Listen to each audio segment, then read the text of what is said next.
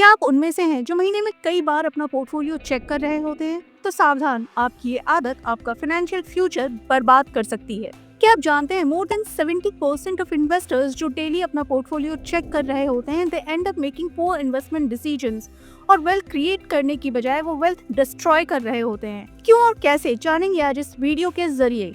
Welcome to our YouTube channel Dhan Prabhat. आज हम इस वीडियो में जानेंगे क्यों कंसिस्टेंटली फ्रिक्वेंटली अपना पोर्टफोलियो चेक करना आप पर इतना भारी पड़ सकता है और किस तरह ये आपकी वेल्थ के साथ साथ आपकी मेंटल हेल्थ को भी डिस्टर्ब कर रहा होता है। तो मेरे साथ आज इस वीडियो के एंड तक बने रहें, क्योंकि आज इस वीडियो में हम जानेंगे इस वेल्थ डिस्ट्रक्टिव हैबिट के बारे में जरा डिटेल में और देखेंगे कि किस तरह ये आपके वेल्थ क्रिएशन को डिस्ट्रक्शन की ओर प्रेरित कर रही होती है।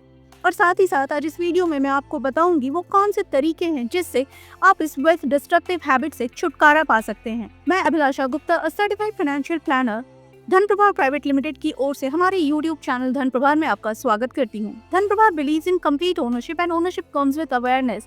That is why we are on a mission to create awareness by spreading financial literacy so that you can take ownership of your financial life. So be part of our mission and help us to spread this awareness by liking, subscribing and recommending our channel to your near and dear ones. आइए सबसे पहले बात करते हैं Indian retail investor, उनकी portfolio checking habit और उसके long term consequences के बारे में। अगर पोर्टफोलियो चेकिंग हैबिट की बात करें तो नेशनल स्टॉक एक्सचेंज की एक स्टडी के अकॉर्डिंग तकरीबन 62% 62% इन्वेस्टर्स ऐसे हैं जो पर डे अपना पोर्टफोलियो चेक कर रहे होते हैं और इन 62% में से 28% रिटेल इन्वेस्टर्स ऐसे हैं जो multiple times a single day अपना पोर्टफोलियो चेक करते हैं। उनका ये ऑब्सेसिव बिहेवियर किस तरह उन्हें पुअर डिसीजन मेकिंग की ओर लेकर जाता है और उनका वेल्थ डिस्ट्रॉय करता है, अब जानते हैं जरा इसके बारे में। फ्रीक्वेंटली पोर्टफोलियो चेकिंग की वजह से इन्वेस्टर मेंटल स्ट्रेस में आता है और उसमें एक साथ कई तरह के इमोशनल रिस्पॉन्सेस ट्रिगर होते हैं एंड डिफरेंट बिहेवियरल बायसेस उसे मजबूर करते हैं इम्पल्सिव डिसीजंस लेने के लिए। जैसे कि आप स्क्रीन पर इस चार्ट में देख सकते हैं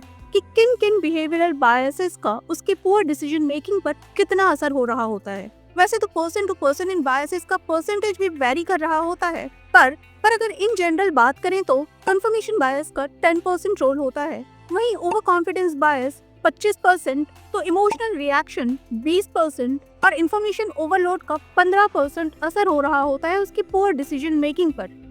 साथ ही साथ हर्ट बिहेवियर 15% उसके डिसीजंस को इम्पैक्ट करते हैं, तो वहीं लैक ऑफ कॉन्फिडेंस की वजह से 15% का असर पड़ता है उसके डिसीजन मेकिंग पर। इन डिफरेंट बायसेस के बारे में जानने और समझने के लिए आप हमारे यूट्यूब चैनल धन प्रभात पर पुराने वीडियोस देख सकते हैं, जहां इनके बारे में जरा डिटेल में बताया गया है और साथ ही साथ इनसे कैसे ओवरकम किया जाए इसकी भी चर्चा की गई है। फिलहाल डेली पोर्टफोलियो चेक करने वाले उन रिटेल इन्वेस्टर्स पर अपनी चर्चा कंटिन्यू करते हैं। तो इंडियन इंस्टीट्यूट ऑफ मैनेजमेंट की स्टडी में पाया गया कि जो लोग डेली अपना पोर्टफोलियो चेक करते हैं, ऑन एन एवरेज एनुअली वो मार्केट के कंपैरिजन में 4.3% अंडर परफॉर्म कर रहे होते हैं। आई होप डेली और फ्रिक्वेंटली पोर्टफोलियो चेकिंग और उसके इम्पैक्ट को आप समझ गए होंगे। पोर्टफोलियो चेकिंग फ्रीक्वेंसी के कॉन्सिक्वेंसेस तो आपने समझ लिए, अब आइए जरा समझते हैं कि आखिर ये कॉन्सिक्वेंसेस होते क्यों हैं। आखिर पोर्टफोलियो चेकिंग फ्रीक्वेंसी और आपके रिटर्न के बीच रिलेशन क्या है। सामने स्क्रीन पर आप चार्ट में देख सकते हैं, ये सेंसेक्स के लास्ट 43 इयर्स का डेटा है जो कि तकरीबन 11,000 ट्रेडिंग डेज पर बेस्ड है। यहाँ आप पीरियोडिक फ्रीक्वेंसी पर बेस्ड पॉजिटिव या नेगेटिव लॉस या गेन के ऑब्जर्व करने के चांसेस को देख सकते हैं, जहां आप जैसे जैसे डेली से 5 इयर्स एंड 10 इयर्स की ओर मूव करते हैं, आपके नेगेटिव या लॉस बुक करने के चांसेस या ऑब्जर्व करने के चांसेस क्रमशः कम होते चले जाते हैं। वहीं अगर आप ध्यान से वीकली एंड डेली डेटा को देखेंगे तो आप पाएंगे कि यहाँ लॉस या गेन ऑब्जर्व करने के चांसेस क्लोज टू 50-50% है। ये तो सिर्फ सेंसेक्स का डेटा है, वो भी लास्ट 43 इयर्स का। ऐसा ही कुछ डेटा देखते हैं S&P का 1954 से लेकर अब तक का।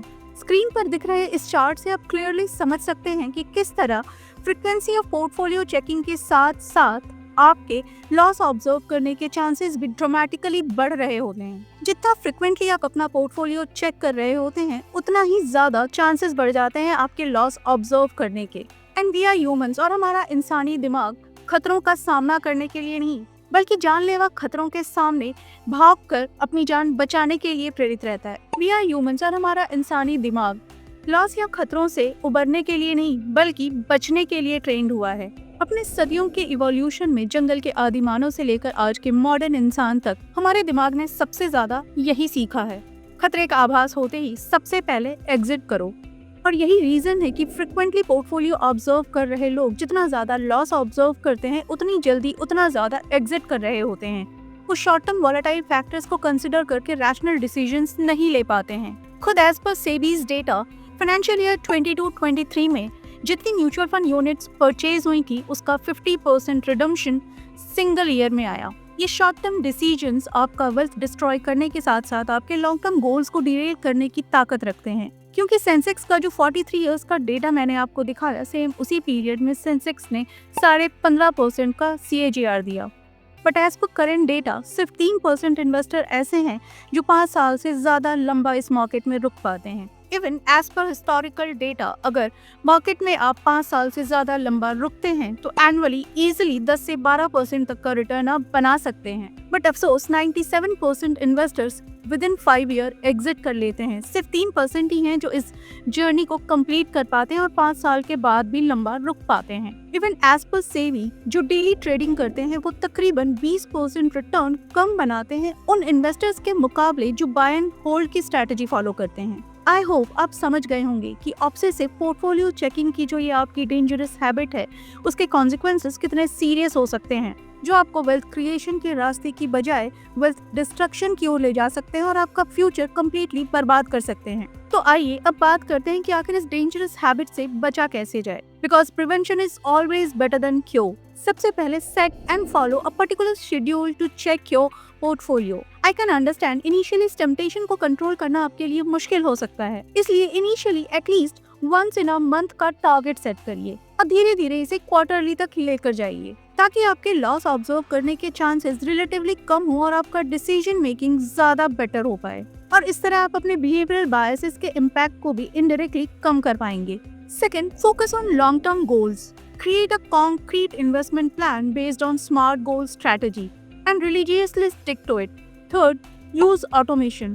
Setting up an automatic investment like SIP or STP will reduce your temptation to time the market. क्योंकि मार्केट को टाइम करके नहीं बल्कि मार्केट में टाइम स्पेंड करके ही पैसा बनाया जा सकता है। Fourth, upgrade your financial literacy. Learn about economy, market cycles, and behavioral finance to make well-informed decisions. And last but not the least, seek professional guidance. एक अच्छे फाइनेंशियल प्लानर या एडवाइजर के साथ जुड़े और उनकी एक्सपर्टीज और गाइडेंस के माध्यम से अपनी इन्वेस्टमेंट जर्नी को ज्यादा डिसिप्लिन और सक्सेसफुल बनाएं। याद रखिए, successful investing is about patience and discipline. I hope ये वीडियो आपकी ऑब्सेसिव पोर्टफोलियो चेकिंग हैबिट से छुटकारा दिलाने में आपकी मदद करेगा ताकि आप अपनी वेल्थ और मेंटल हेल्थ दोनों को बेटर वे में प्रोटेक्ट कर पाएं। एंड जाते जाते लास्ट एंड फाइनल वर्ड्स, अपने सालों के इवोल्यूशन में इंसानी दिमाग ने चाहे कुछ भी सीखा हो, बट आज बात इन्वेस्टमेंट्स की है, आपकी वेल्थ क्रिएशन जर्नी की है। और ये बाजार है, जंगल नहीं। और इस बाजार के अपने कुछ नियम हैं जहां भाग कर नहीं बल्कि समझदारी से डटे रहकर सोच समझ कर लिए गए मूव से ही आप जीत सकते हैं। Happy investing. And for any help or guidance you can contact team Dhan Prabha through our website www.dhanprabha.com.